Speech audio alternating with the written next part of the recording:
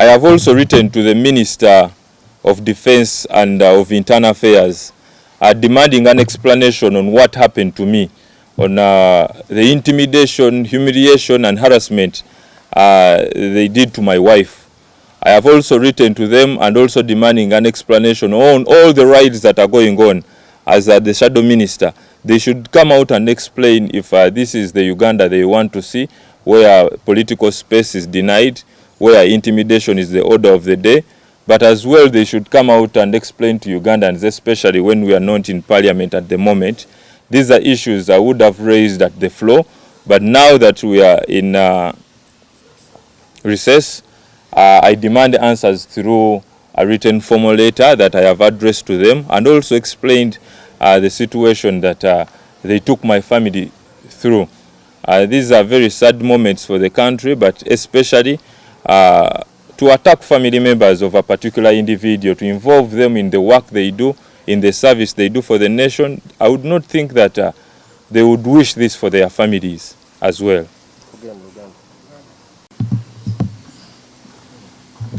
Nga Minister ow'oludda oluvuganya owa Defense ne Veteran Affairs nawandikidde Minister avunaanizibwa owa Internal Affairs n'owa Defense olunaku olwaleero ku makya. I'm here to stand in solidarity with my comrade, my brother in the struggle, the Honorable Derrick Nyeko, especially on what happened yesterday when we saw military raiding his privacy, his house, looking for guns and military clothes and maybe other army things. Very unfortunate for our country that after 40 years from the Bush War, we are still experiencing barbaric activities of this military regime. If there was any doubt that we are still in a military regime, this is clear evidence that no one is safe. They are going to come to your houses, they are going to plant guns, they are going to plant everything they want because you have refused to eat their money. Very unfortunate for our country. As leaders, we detest these activities by the government and by the military. We all know that rules are rules, and rules must be respected. But if we are having bad rules, no one is going to respect these bad rules. Tujja kuba n'emputu yonna kubiteekateeka ebyo ebifu. We cannot expect government. If they want Honorable Nyeko Derrick, they know where to find him. You cannot raid his home, his privacy, his wife. I mean, really, as leaders, we are waiting for Parliament to open and we present this matter. We ask questions to the government because we need answers as to why this barbaric activity happened in the house of the Honorable Nyeko Derrick.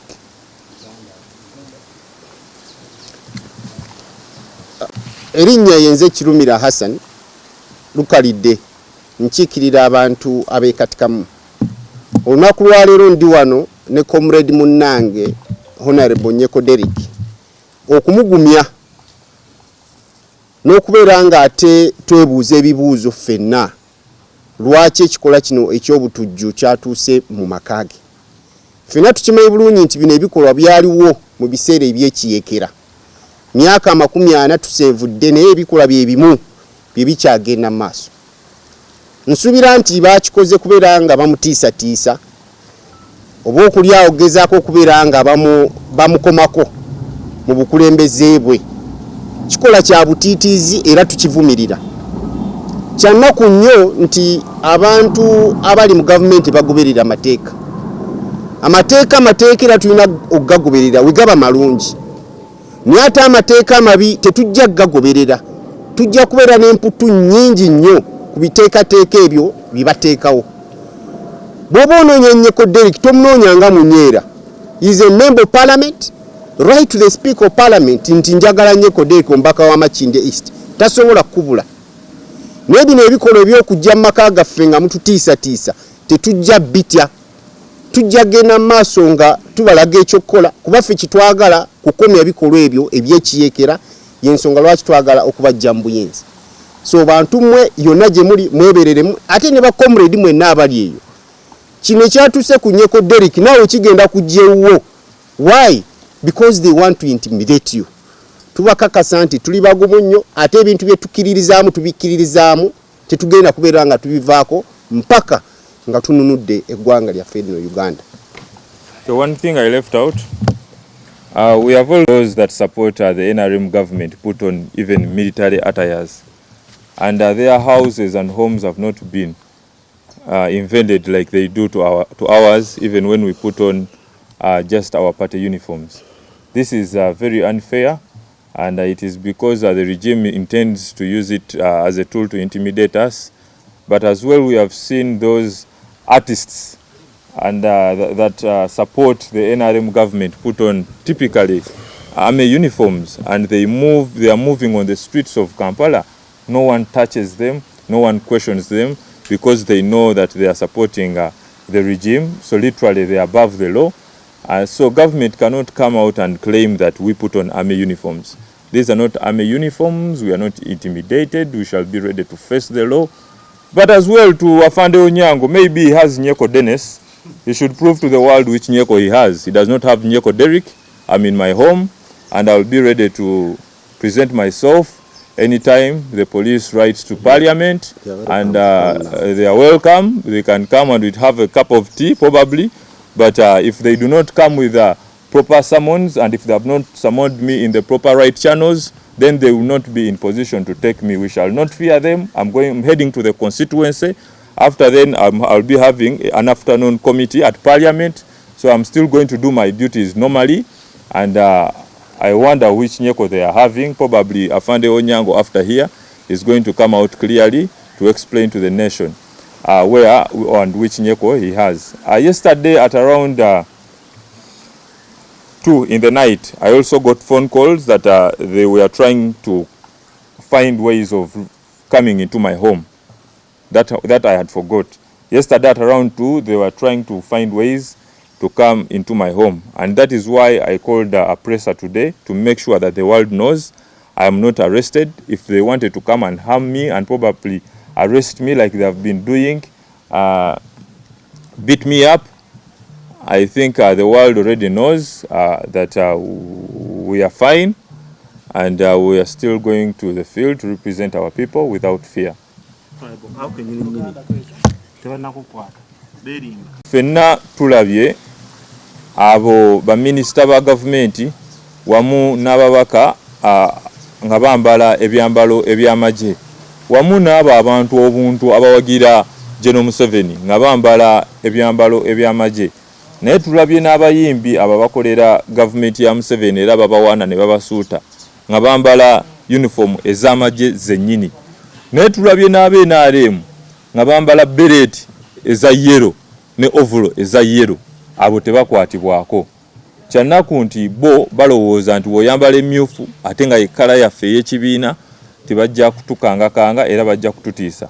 Basooke bagende balumbe amaka g'abaminisita abo abambala uniform z'amagye olujjudde nga tebannaba kulumba baludda luvuganya n'abantu baffe n'abakulembeze baffe mu bitundu eby'enjawulo. Tetugenda kukkiriza kukangibwa. Tuyina baminisita betwala bemabegakaawo, tuyina abayimbi betuze tulaba ne kati abambala uniform zennyini ez'amagye abatakwatibwako. Etteeka teriyinza kubeera nga likwatako bamu na bamu. Etteeka lirina okubeera balanced. Naye ekyenjawulo ffe tetwambala uniform z'amagye. Naye eggulo ku ssaawa nga mu 8 ez'ekiro nategeezeddwako nti babadde baagala okujja okuyingira amaka gange kubanga babadde bagambye eggwanga nti bannina mu poliisi nga baagala okunkwata ekiro mu mbeera enzibu ddala oba okuntwala nga bankubye kubanga ensi yabadde teraba okakasa ebyo bye baalimbye eggwanga nti Honorable Nyeko bamulina mu mikono gyabwe. Kyannaku nti poliisi teyina intelligence emala, bayinza okuba bayina Nyeko Dennis oba Nyeko Joshua Mukomera, ng'olwo no balowooza nti bayina Nyeko Derrick omubaka wa Makindye East. Bazze wano bakanze family yange ku ssaawa 8 ne baddamu kwagala okuteekawo embeera y'emu ez'ekiro. Nze nno mbagamba bwe baba banjagala bawandikire Parliament, nja kusobola okujja yonna gye bampise nsobole okujja. Bapimye muto wange anzirako ku ssaawa nga 5. Bamupimye nga baagala okutegeera wawaali. Ne bamukubira nga bamugamba tuli wano ku kasomero okumpi naawe, honorable alina ssente zaatuwadde okutukuleetere mu kiro ku ssaawa nga 5 ez'ekiro. Olwo lonna bakola ki?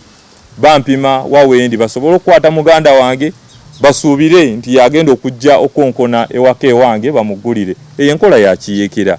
Oba onoonya nnyeko tonoonya baganda be, tonoonya mukyala we, tonoonya mutabani we, onoonya nnyeko. Yita mu procedures entuufu.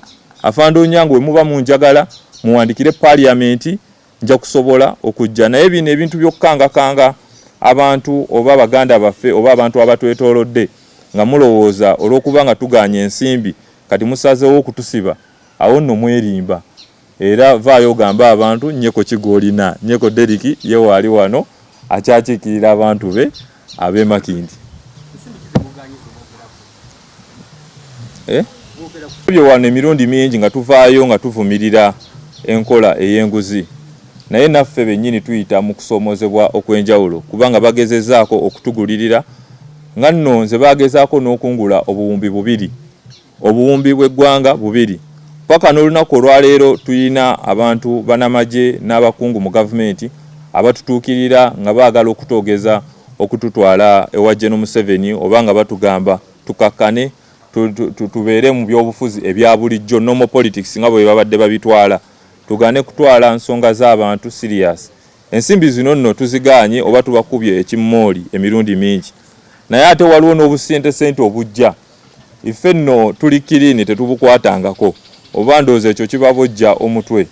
Ekibabojja omutwe ne basalawo okutandika methods eziri more aggressive okulaba nti batukangakanga batusikirize okwogera n'abo abantu tomanya abalina